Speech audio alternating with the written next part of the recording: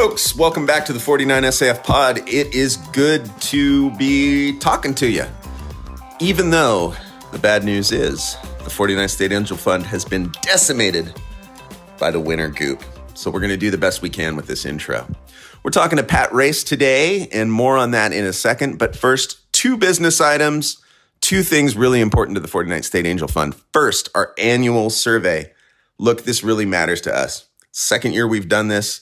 And what we do is we go out to the community and we really ask you, what are we doing well? What could we do better?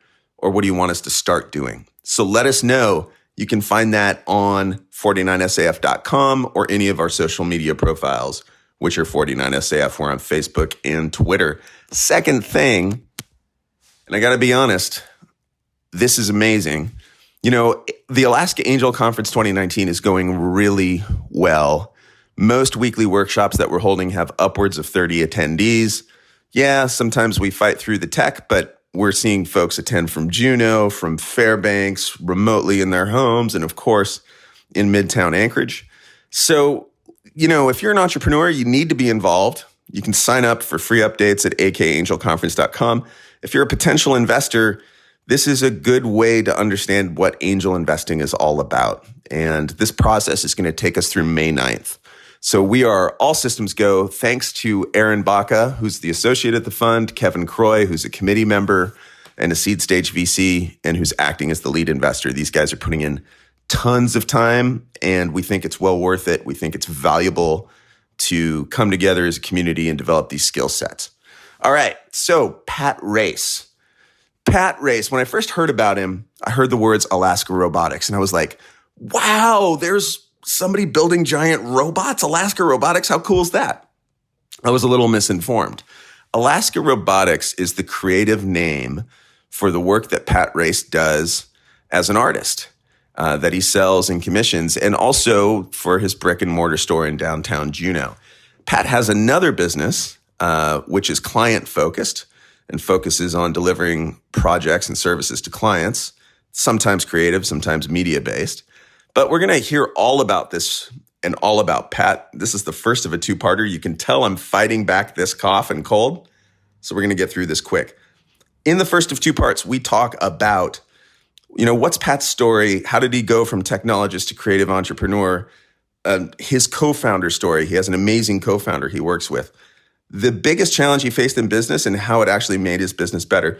We're going to talk about all that.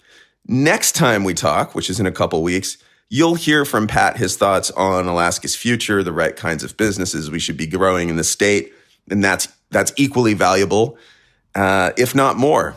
He's got a lot to say, and just, you know, Pat is one of the nicest folks I've met recently in Alaska, and I'm thrilled to bring you this interview. So, without further ado, Alaska Robotics, Pat Race, and yes, he's the guy behind the Alaska election stickers.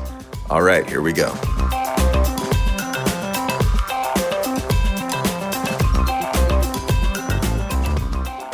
So tell me about your life and why you decided to have a career called Alaska Robotics. Okay. Let's see. So I grew up here in Juneau, and I studied computer science at the University of Alaska Fairbanks. I had a couple opportunities to go to school outside, but money was an issue, and I decided I was going to go to school in state, knock out my prereqs before I went and did more focused study outside. And so I got my start up there at the UAF, and I really enjoyed it. I had great teachers. It was a really amazing computer science program. And I think some of the teachers are still there, and actually some of my classmates are now teachers up there, which is really great to see. Anyways, I graduated, and I didn't want to go to work for making printer drivers for IBM or something like that. I kind of wanted to do something more creative. I took a lot of art classes, computer animation classes from an art teacher up there named Bill Brody. And it got me excited about doing games and video and film and things like that. So I've always kind of had a creative bent to my work. So I applied to a bunch of jobs that I was totally unqualified for, and didn't really get a lot of, didn't make that connection with, businesses that are 500 miles away and had no idea who I was, and I didn't really have a skill set to show. So I decided I needed to build up my portfolio, and what better way to get work experience than starting my own business? So I started a business, and I called one of my buddies who was a former college roommate and went to the computer science program with me up in Fairbanks, and he wrapped up some work with this. He was working for the CIA at the time, and he's like, "Yeah, I'll come do that. That sounds great." So we started a business here in Juneau, and it's called Lucid Reverie. I call it a Swiss Army knife media company. We do a lot of everything just by virtue of this being a small community. We do everything from like tape duplication and website design to, we've done a lot of installation video and interactive computer displays at the State Museum and other exhibits around the state. And we've done a lot of video work. We've worked for pretty much every major nonprofit in the state, and from the Rasmussen Foundation to the university to the Institute of the North, and we do a lot of policy work. Right now I'm contracted with MRV Architects here in Juneau, and we're working on the downtown area plan for Juneau and gathering a lot of data for that. It's been a really interesting experience. And then, as I said, I've always had this kind of like creative twist to the things I've done. And so, I guess probably a decade ago now, a little more than that, we started a label for our creative projects because we wanted to distinguish between our work for hire and the work that we kind of do for ourselves. And so Alaska Robotics came out of that, and that's we do short films and comics and all kinds of different projects under the Alaska Robotics label. And eventually we started the Alaska Robotics Gallery, which is a brick and mortar store here in Juneau, right downtown on Front Street, 220 Front Street. And we carry comic books and art supplies and board games and a whole bunch of my artwork and a lot of other artwork by local artists, ranging from film to music to visual art. And we host a comic convention, and we participate in the Platypus Con board game convention, and I take my artwork outside of the state quite a bit to exhibit at comic conventions. And we kind of cobbled together a living from a lot of different revenue streams, and we sort of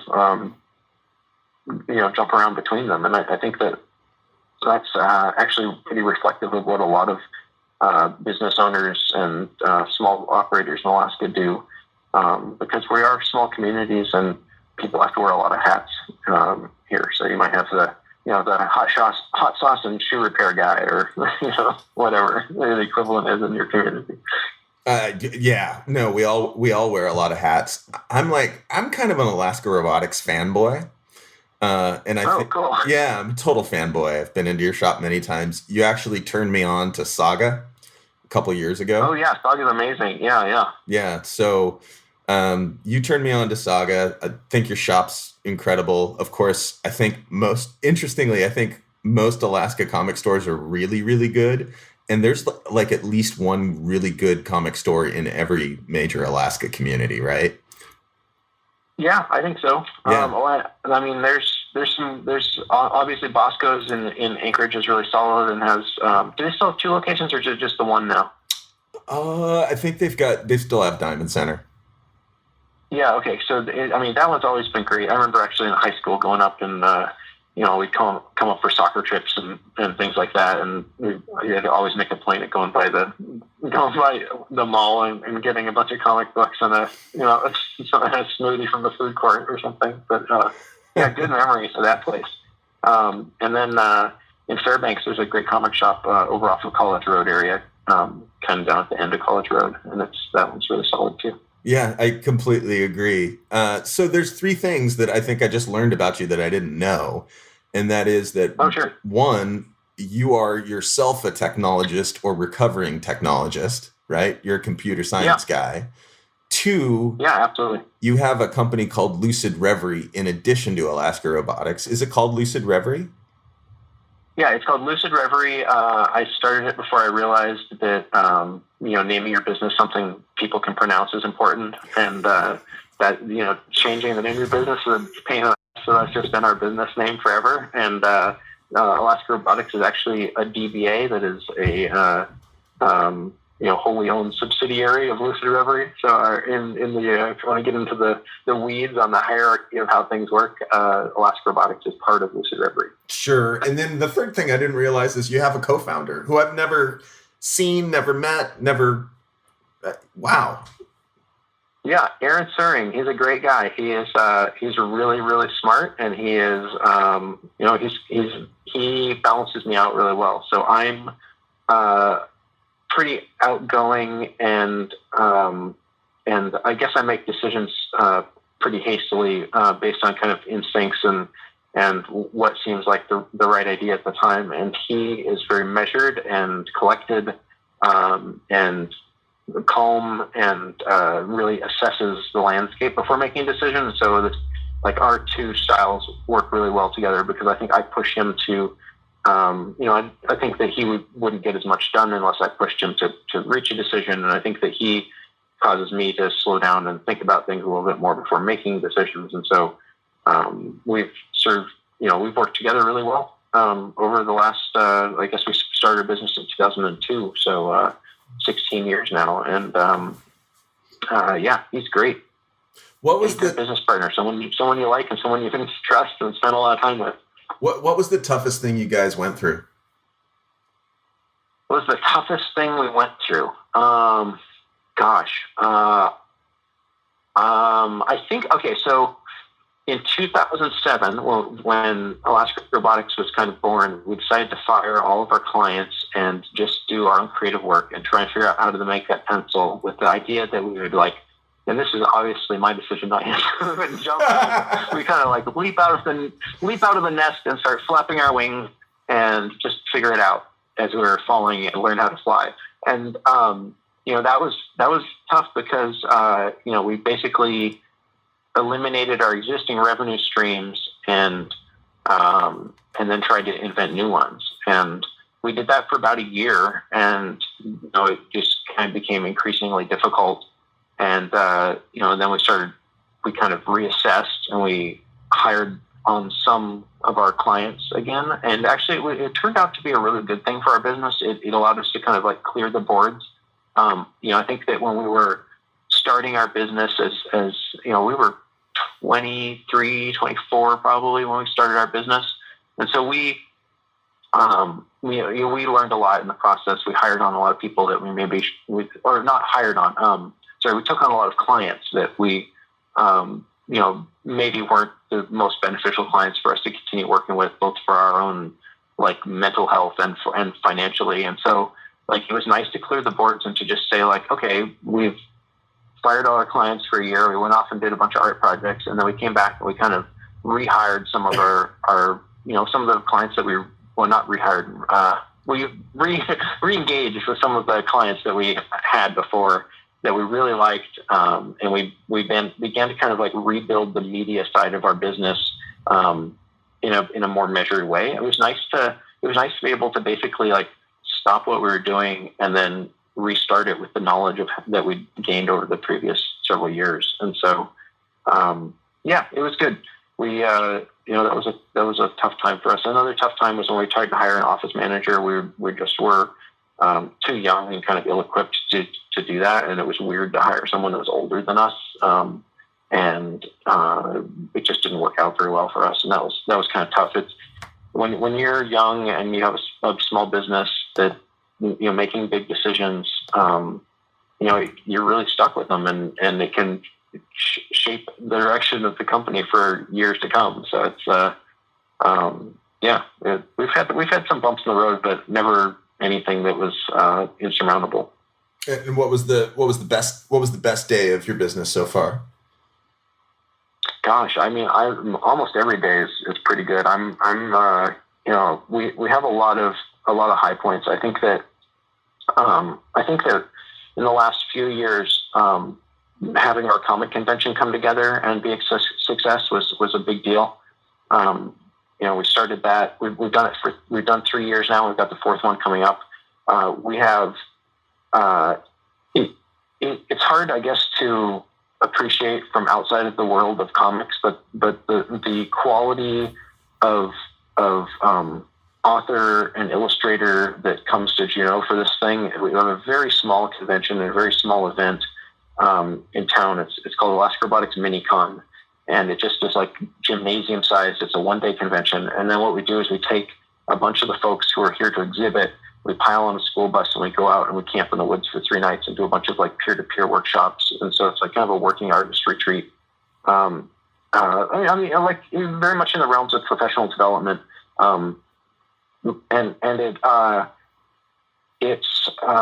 It's been really successful, and the people who come to it are amazing. We've got a lot of like New York Times best-selling authors, and we've got Caldecott Award winners, and people who have been nominated for Academy Awards, and they all love coming here, and they have engaged in our community in a way that's really meaningful. I think we did something like 70 school visits last year when I came to town. It's been really a good thing. That's something that I'm pretty proud of. Yeah, I had heard that you have a convention. I didn't really research it, so it's almost like it's bespoke camping in the woods and professional development for creatives. Yeah, and actually, we there was a group of Southeast Alaskans that got together, and I think we were loosely calling ourselves the Hooligans, and it was like Jonathan Christ Tompkins and Sarah Campen and Leah and Matt from the Barnacle Seafoods Company, and just a lot of really interesting people got together to kind of like share ideas for things they were working on, and it was actually in a similar camp setting. And the idea I shared was this comic convention. It was really exciting to come back the next year and to say like, hey, we did that thing, we talked about it, and it was amazing. That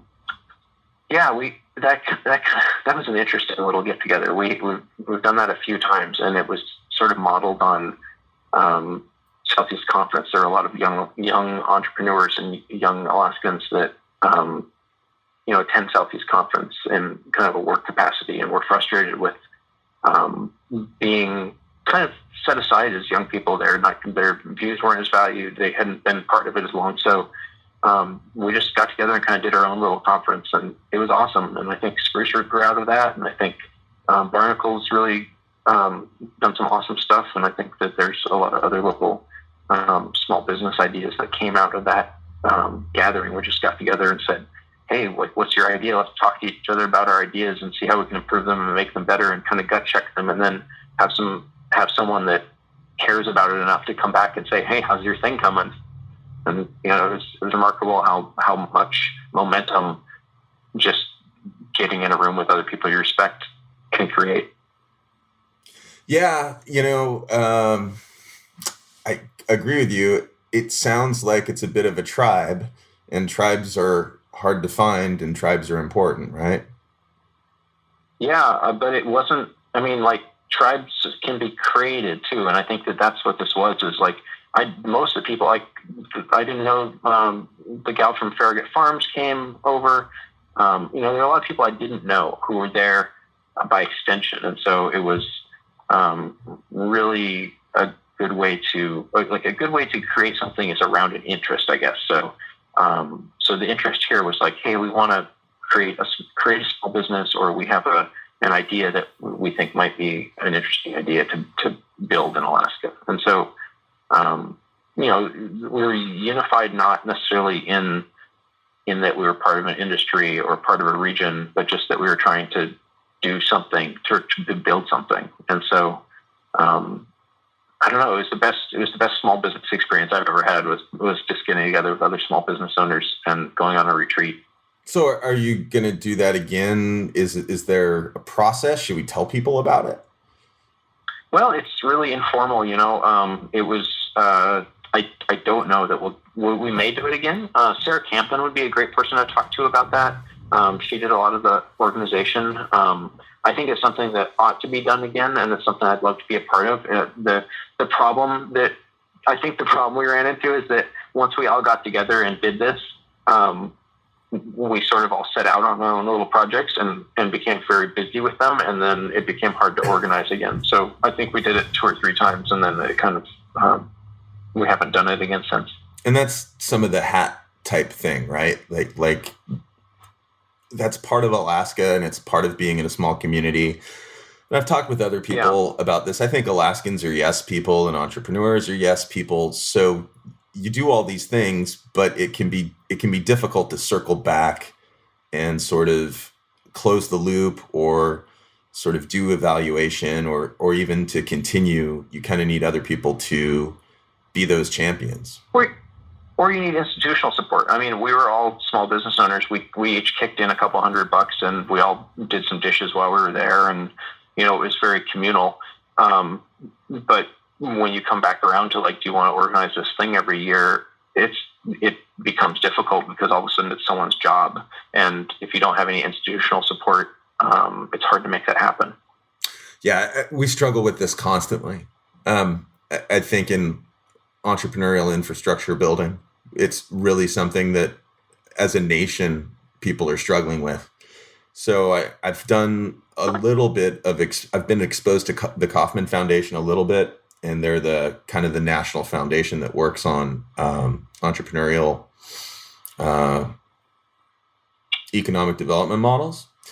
And one of their commitments is sort of, you know, entrepreneurial infrastructure needs to be a paid job, but nobody really has a great idea on how to pay for it. And right. And I think we have some existing infrastructure that maybe isn't like as dynamic as it could be. So, I mean, we have job centers and we have economic development corporations and we have all this stuff, but yet somehow when a dozen small business owners from Southeast want to get together and do a retreat, like we kind of just, all chipped in, did it ourselves. That ended up being a really valuable experience, but it's not something that existed inside of an institution. And it feels like at the same time I'm asking for institutional support, you run into like institutional viscosity. There's a drag that's, being part of an institution can sometimes muddle things or slow them down or just make them not quite as organic and true. Yeah, certainly. There's a bureaucracies happen, right? And yeah, exactly. Yeah. Bureaucracies happen. So what's your big goal for 2019, Pat? I want to finish a book, and I want to do a lot more watercolors. And I think I'm going to try and shift more. I really like working for myself. I'm going to try and shift more of my work towards the gallery. When you were at the gallery, did you do our overly complicated customer rewards program?